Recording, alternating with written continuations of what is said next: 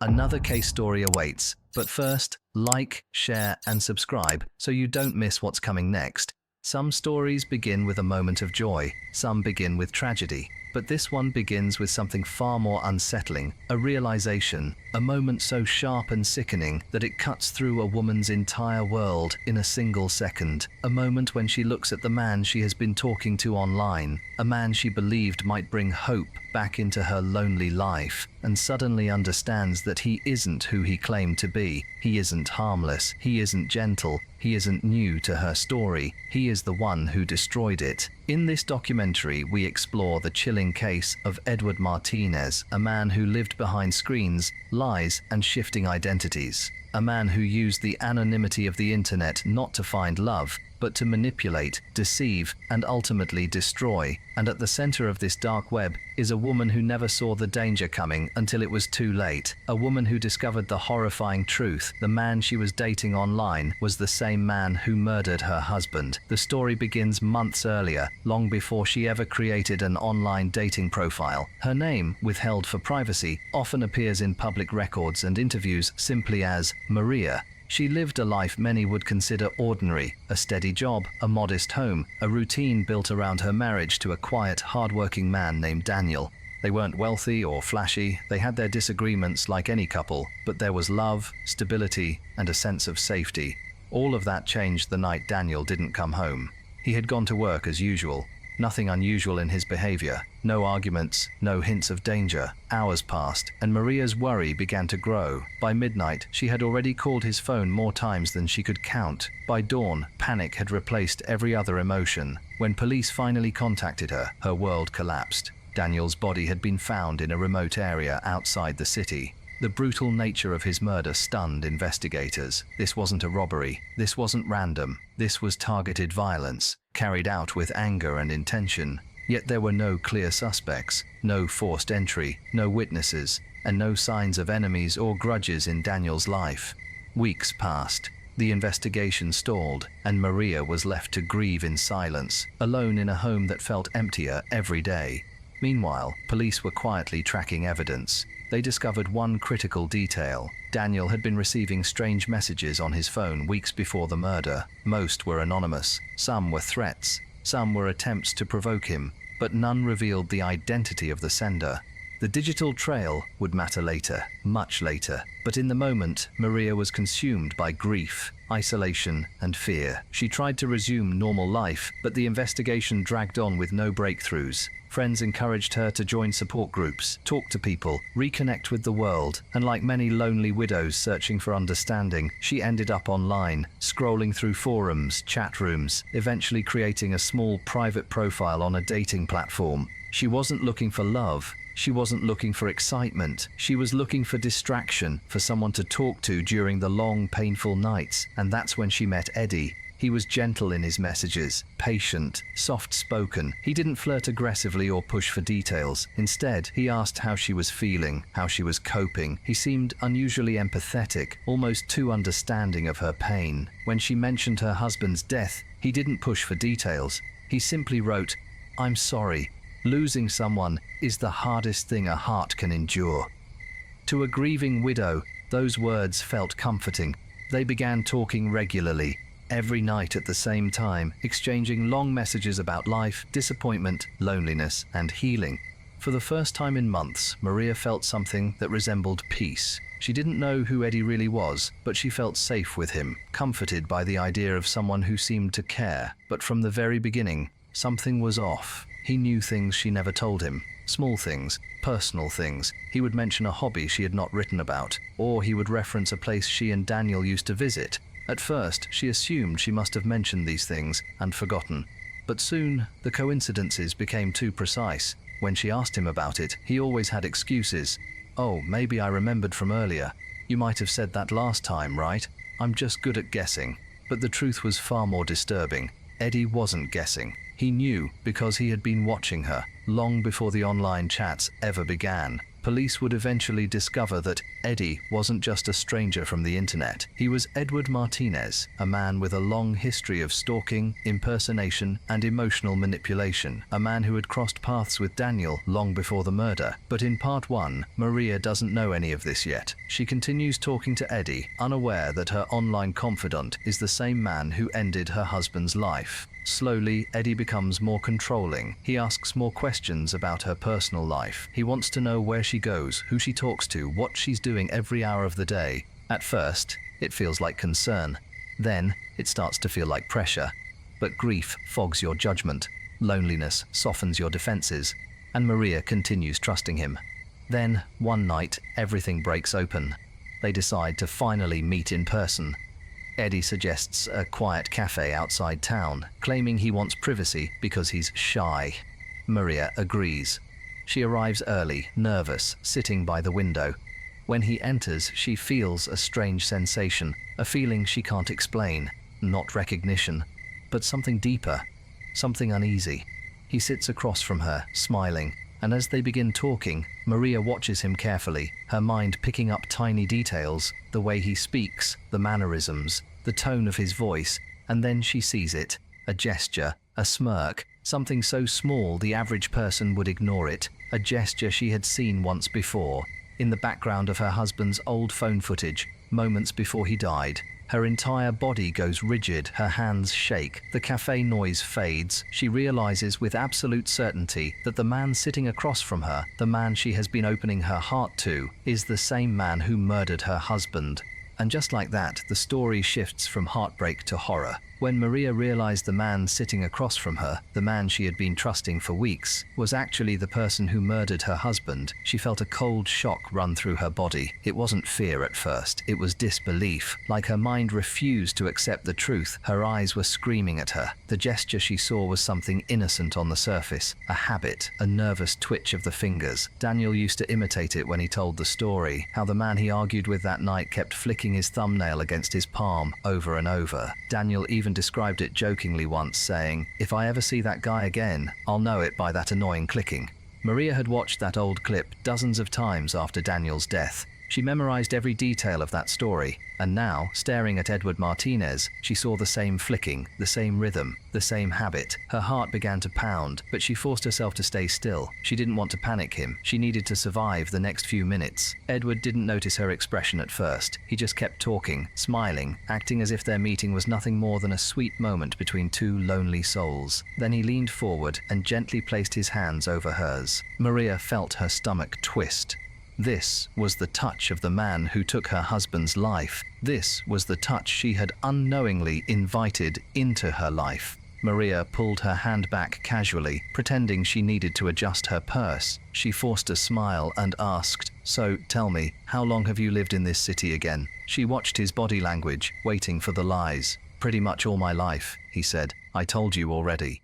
He hadn't. She remembered every word of their online conversations. He always avoided giving details, but now he was inventing history, building a false life right in front of her. His confidence scared her even more. He wasn't nervous. He wasn't cautious. He looked completely comfortable. That meant he felt in control. Maria needed to think fast. If she stood up suddenly, tried to run, or looked terrified, he would notice. She had to act. She had to make him believe she was safe, calm, and unsuspecting. "Would you excuse me for a minute?" she asked, smiling politely. "I need to use the restroom." He hesitated, not long, but long enough to make her heart flutter in panic. Then he nodded. "Sure, I'll be right here." Maria walked calmly toward the restroom, but the moment she turned the corner out of his sight, her breath started shaking.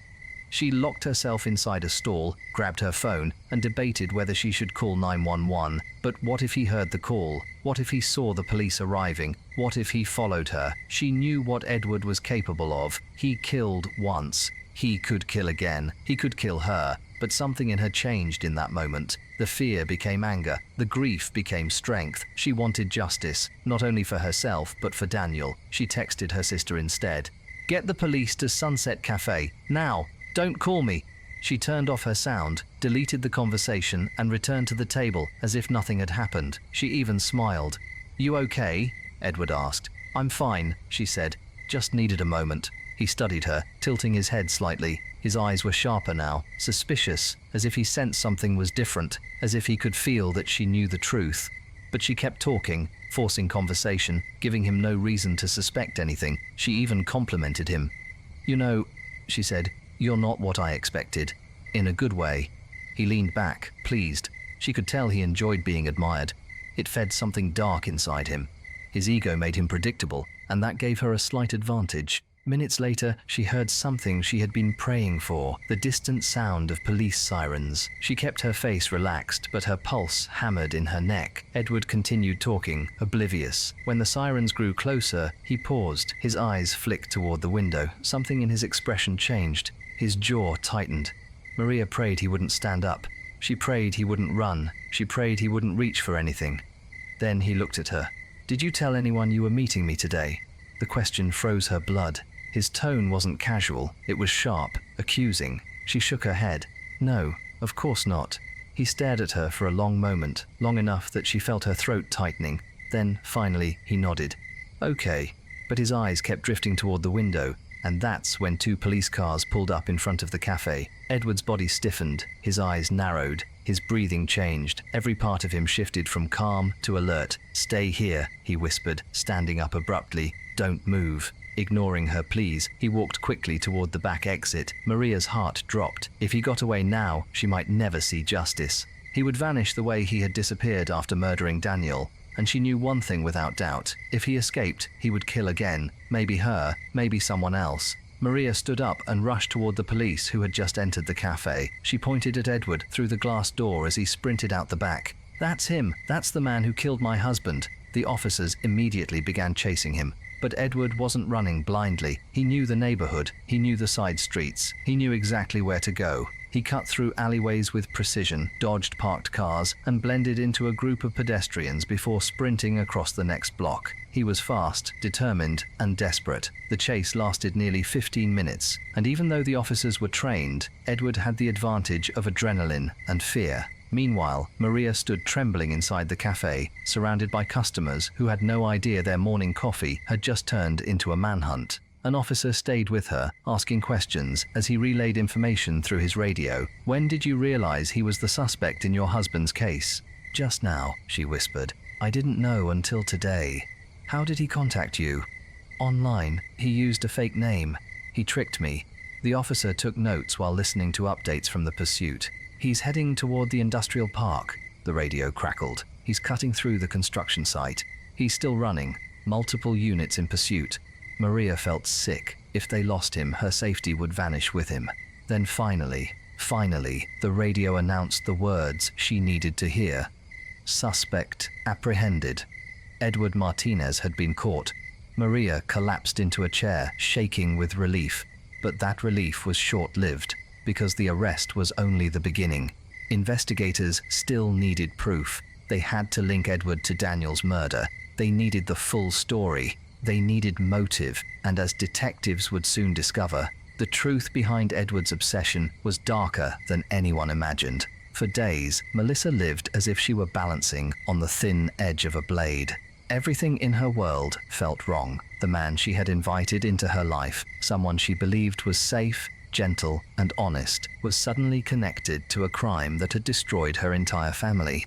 And the worst part was the timing. Edward had appeared only after her husband's disappearance, almost as if he already knew she would soon be alone.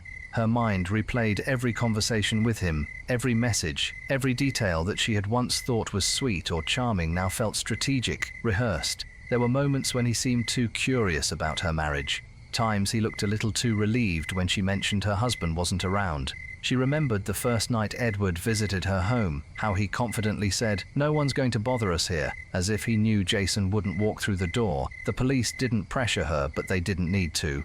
Melissa knew they suspected Edward. She knew they saw connections she had missed. And although cooperating with investigators was the right thing to do, it also meant facing the terrifying reality that she may have been dating the man responsible for taking her husband's life. Her emotions changed every minute. One moment she was crying, the next she was angry, then terrified, then numb. But beneath all of it, she felt guilt. Heavy, suffocating guilt. Even if she didn't know what Edward had done, she had still brought him closer to her life, closer to her home. closer to her child's world. She felt like she had unknowingly opened her door to a snake. The next morning, detectives asked her to come to the station again. They promised it would be short, just a few clarifying questions.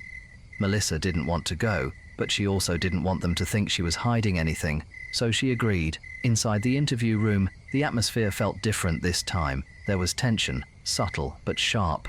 The detectives were polite, but serious. They slid photos across the table. Not gruesome crime scene photos, but images of Edward, photos of him at different locations, screenshots of security footage, phone records, travel logs, and then the one that made her blood freeze. A photo of Edward's car in an area miles outside town, roughly around the time her husband went missing. She stared at it without blinking. "Is this the car he drove when he visited you?" the detective asked. Melissa nodded slowly. "Yes, that's his car." The detective continued. "We also found digital communication between Edward and someone we are still identifying. These messages were sent days before your husband disappeared." He paused. "The language used suggests planning." Melissa felt sick. The room seemed blurry. Her ears buzzed. She gripped the table to steady herself. "What kind of planning?" she whispered. The detective didn't answer immediately. Instead, he asked, "Did Edward ever talk about your husband in a negative way?" She remembered clearly. Edward had always asked about Jason, not just casually, but persistently. He wanted to know when he worked, when he traveled, where he went, what kind of car he drove, whether he had any friends nearby. At the time, she thought he was trying to understand her life, but now it sounded like someone gathering information. "Yes," she said, trembling. "He asked a lot of questions." She paused. "Too many." The detective exchanged a glance with his partner. "Melissa," he said softly, "we need to ask something difficult. Did Edward ever give you the impression he wanted your husband out of the picture?" She didn't want to say it. Saying it felt like confirming the worst, but she had to be honest. "Yes," she whispered. "He made comments, jokes, little things like, 'Your husband doesn't appreciate you,' or 'Your life would be easier without him.' I thought he was joking. I swear, I thought it was just flirting." Her voice cracked, and she began to cry again. The detective gently pushed a box of tissues toward her. "Melissa," he said calmly, "you are not responsible for what he did. You had no way of knowing what Edward was capable of." But that didn't make her feel any lighter. After the questioning, detectives drove her home for safety. Edward was still out there, and they didn't want her alone. They advised her to lock her doors, stay inside, and immediately call them if he tried to contact her. That night, Melissa sat on her couch in silence, listening to every sound outside. Every passing car made her heart race. Every vibration from her phone sent a shock through her chest. She felt like she was being watched, even if it wasn't true. Trauma had a way of turning shadows into threats. And then, the moment she feared arrived, her phone buzzed. A text message. It was him. "Edward, are you okay? I feel like you're avoiding me." Her hands shook violently. She didn't reply. She couldn't. Instead, she immediately forwarded the message to the detective's number, as she had been instructed. Within minutes, 2 officers were outside her home, watching the street. But Edward didn't stop. 2 minutes later, "Edward, I think something's wrong. Tell me where you are. I'll come to you." Then, "Edward, did someone talk to you? Did you tell them something?" Melissa felt her lungs tighten. These weren't the messages of a confused boyfriend. These were the words of a man who sensed danger, a man who knew the truth was closing in on him. Police instructed her not to answer anything, but she didn't have to, because Edward suddenly stopped messaging. No more calls, no more texts. Detectives believed he realized his mistake. They believed he now knew she was cooperating, and that meant only one thing: Edward Martinez was on the move. The next 2 days unfolded like a thriller Melissa didn't want to be in. Police across multiple counties were informed. Highway patrol was alerted. Edward's known associates were questioned, but he was nowhere. He had vanished as quickly as he had appeared in her life. Her home became a temporary safe house, with officers stationed nearby. It was the first time since everything began that Melissa felt a small sense of safety. But that safety shattered one late evening when one of the officers knocked urgently on her door. "Ma'am, we need you to come with us. We believe Edward is back in the area." Melissa felt the air leave her chest. "Why? What did he do?" The officer's voice was calm, but the seriousness in his eyes said enough. "He tried to access your street. We believe he was looking for you." Melissa stepped backward in fear. "Is he armed?" The officer didn't answer, and that told her everything she needed to know. The nightmare she thought couldn't get worse had just taken a darker turn. The moment police told Melissa that Edward had returned to her neighborhood, the world around her seemed to collapse into a blur of fear. She had hoped he would run far away, disappear, and never come back. But predators rarely leave quietly. They circle back, especially when they know someone can expose them. Officers quickly escorted her out of the house. One officer stayed in front, another behind, guiding her with careful urgency. Melissa felt as if she was walking in a dream, her legs shaking, her breaths short, her mind stuck on one terrifying thought. What if he gets to me before they catch him? They placed her in the back of a patrol car and drove her to a secure, undisclosed location. Inside the car, Melissa stared out the window at the dark houses, the quiet streets, the passing streetlights. Everything looked normal from the outside, but she knew the calm was an illusion. A dangerous man, the man she had unknowingly let into her life, was somewhere out there, watching, hiding, planning. At the temporary safe house, detectives were already waiting. Their expressions told her this wasn't just a precaution anymore. It was a race. Detective Harris, the one who had been with the case since the beginning, gently guided her to a chair. "Melissa, we need to talk quickly." Edward returned to the neighborhood around 9:40 p.m. He circled the block twice. He slowed near your driveway. When patrol moved in to stop him, he sped off. "We lost him near the county line." Melissa felt cold. "Why would he come back?" she whispered. The detective hesitated. "Because he thinks you talked, and he knows that if we question you long enough, his secret will fall apart." Melissa wrapped her arms around herself, as if trying to keep from shaking. Edward was no longer acting like a man afraid of being caught. He was acting like a man trying to control the last loose end, her. Detective Harris continued, "We've officially issued a statewide alert. Every station, every unit, every officer in the region knows his name and his face." For the next hour, Melissa answered more questions, clarified details, and helped detectives reconstruct a timeline of her interactions with Edward. Phone times, messages, places he said he had been. Already, investigators had found inconsistencies. Edward had lied constantly. He wasn't where he claimed to be. He wasn't working when he said he was. His alibis were collapsing.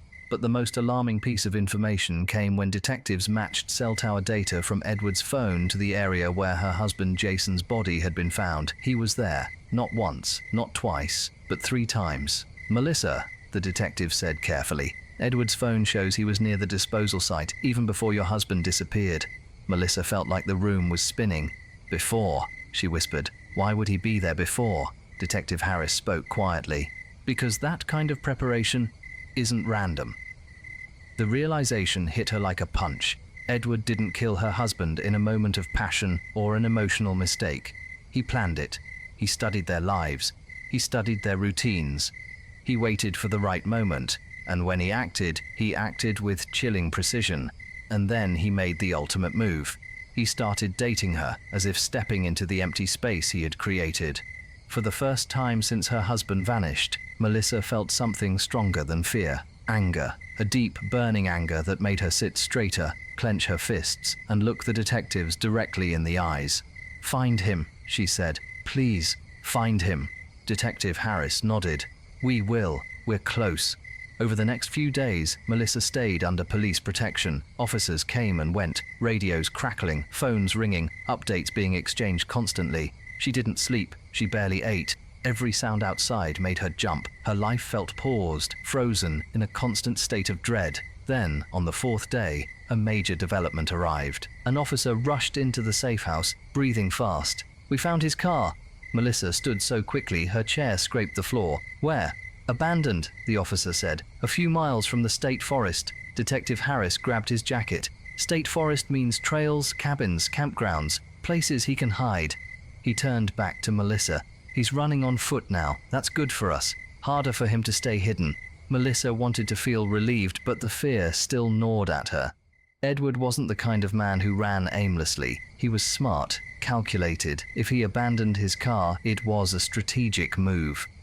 Hours later, as the search team spread into the forest, a sudden break came. A hiker reported seeing a man matching Edward's description crouching behind a fallen tree, watching the trail. Police moved fast. They deployed drones, K9 units, and multiple ground teams. The forest echoed with the distant shouts of officers and the rustle of search dogs cutting through the brush. Melissa waited in the safe house, sitting in a corner, hugging her knees, unable to focus on anything except the sound of her own heartbeat. Late that night, Detective Harris returned. His clothes were dusty, his face tired, but his eyes were determined. "We think we have him cornered," he said. "We found a makeshift camp, food wrappers, footprints. He's close." Melissa swallowed hard. "Is he armed?" "We believe so," he said honestly, "but we're better prepared." Another day passed, then another. And then, on the third day of the forest search, everything changed. At dawn, officers found a trail of footprints leading toward an old abandoned cabin deep in the woods. No electricity, no running water, just a rotting wooden structure surrounded by overgrown weeds. Inside, they found signs of recent activity, torn clothing, a burned notebook, and a phone battery pack. But Edward wasn't there. What they didn't expect was what they found behind the cabin. Buried beneath loose dirt was a collection of stolen items, jewelry, wallets, old phones, and then something that made every officer freeze. A photo of Melissa, folded neatly, protected inside a plastic sleeve, hidden among the items like a trophy. Detective Harris stared at it in disbelief. "This isn't just a murder suspect," he said quietly. "This is someone who watches, studies, and keeps reminders." When Melissa saw the photo hours later, she couldn't breathe.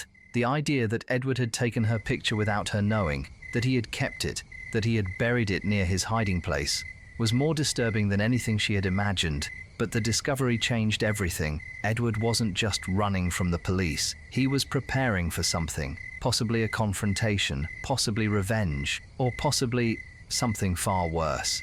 That's when detectives made a decision they had avoided until now. They needed Melissa's help, not in a dangerous way, not as bait, but as the only person left who understood how Edward thought, how he acted, how he communicated. "Melissa," Detective Harris said gently, "we need to know something. Before he disappeared, did Edward say anything strange? Anything that might tell us what he's planning?"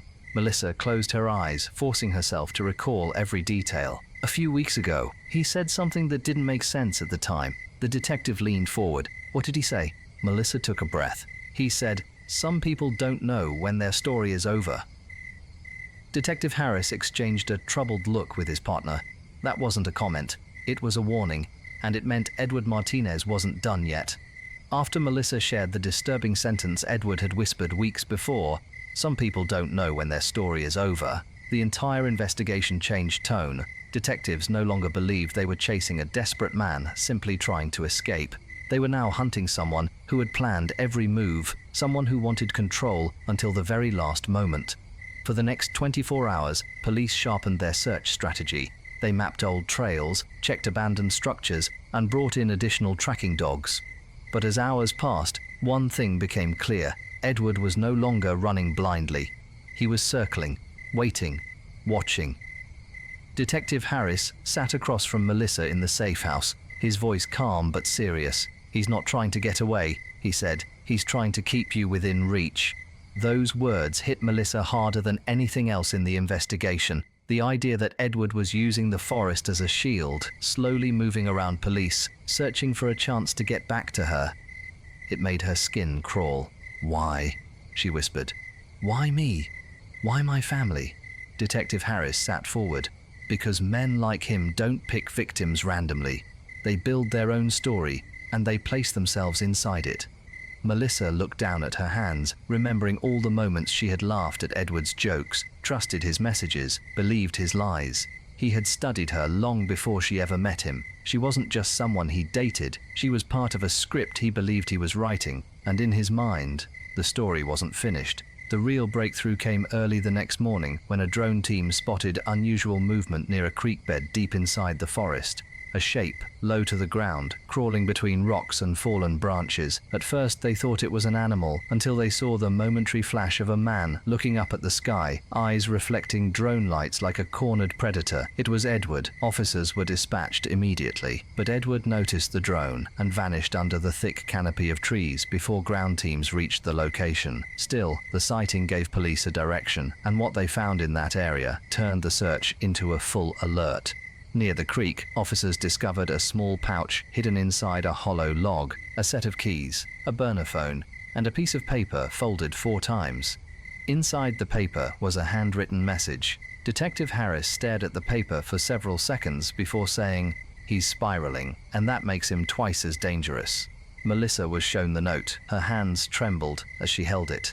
The handwriting was unmistakable, slanted, neat, the same careful strokes he wrote with when he left small notes on her car or sent letters early in their relationship. He wasn't afraid. He was taunting, daring the police to come closer, daring Melissa to feel helpless, daring the story to end his way, and that pushed the investigation into its most intense phase. Police formed a tight perimeter around the forest area. They blocked trails, deployed search dogs in waves, and set up motion-sensing cameras near natural choke points, streams, narrow paths, old bridges, and rock formations. Edward had limited food, no reliable shelter, and now very little energy. That meant he would seek one of 2 things: food or a way out. Detective Harris called Melissa into a short briefing that afternoon. His expression was different, more focused, more certain.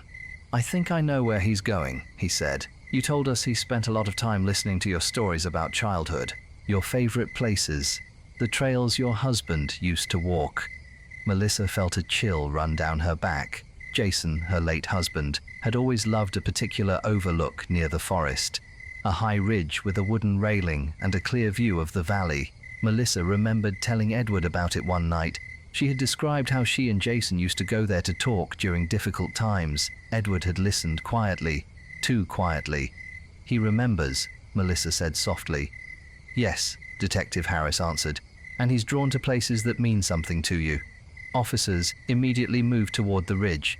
The forest was quiet as the team advanced, boots sinking into the soft earth. Radio messages whispered to maintain silence. The ridge was nearly half a mile uphill, steep, narrow, and surrounded by dense brush. If Edward was going there, he had the advantage of height. But police had preparation. By the time officers reached the ridge, the sun was slowly sinking, painting the sky in orange streaks. The wooden railing creaked in the wind. Old footprints were visible near the ground, but too many to know how fresh. "Spread out," Harris ordered quietly. But before the team could divide, one officer spotted something in the brush about 70 feet downhill. A figure, crouched, watching Edward. The moment officers shouted commands, Edward bolted. He ran in sharp zigzags, using the trees as cover, disappearing and reappearing like a shadow. The chase lasted minutes, but felt like an hour. Branches snapping, dogs barking, radio voices rising. Then, suddenly, Edward made a mistake. He stepped onto wet moss near the edge of a slope. His foot slipped. He tumbled down the side of the hill, crashing through brush until he struck a fallen tree. Officers rushed in, surrounding him from all sides, weapons raised, commands shouted with absolute authority. "Edward Martinez, don't move." For the first time, he complied, not because he surrendered, but because he couldn't run anymore. He was bruised, dirty, scraped from head to toe. His eyes were wild, darting from officer to officer, as if searching for one last way out. Even then, injured, defeated, his first words were chilling. "Where is she?" Detective Harris stepped forward. "Safe and far from you." Edward smirked, a cold, emotionless smirk. "She shouldn't be afraid. I gave her a way out. I gave her a future." There it was, his final attempt to twist reality. His belief that murder was a gift, that he had written a better story for Melissa, even if it cost her husband's life. Officers handcuffed him, read him his rights, and carried him out of the forest. But as they led him away, Edward turned his head toward Detective Harris. "This isn't the ending," he whispered. But it was. And he no longer controlled it. Melissa cried when she heard the news. Not tears of joy, but the tears that come from relief so deep it shakes a person's core. Her life would never be the same. Her husband was gone. Her sense of safety shattered. Her trust broken. But she survived. And Edward didn't get to finish the story he tried to write. In the weeks that followed, detectives uncovered overwhelming evidence linking Edward to her husband's murder. Phone records, vehicle data, surveillance footage, the photo he kept of Melissa, and messages he deleted, but which investigators recovered from his device, all pointed to the same truth. He planned the murder long before he ever accidentally met Melissa online. He inserted himself into her life like a character forced into a role he believed he deserved. And when she unknowingly welcomed him in, he became obsessed. He wanted her life. He wanted to erase her past. But in the end, the truth didn't stay buried, and neither did his crimes. When Edward was finally convicted, Melissa sat quietly in the courtroom. Her hands trembled, but she didn't look away. She faced him, really faced him, for the first time without fear. And in that silence, she understood something powerful. He never had control. Not of the story, not of her life, not of the ending. Melissa had survived the darkest chapter of her life.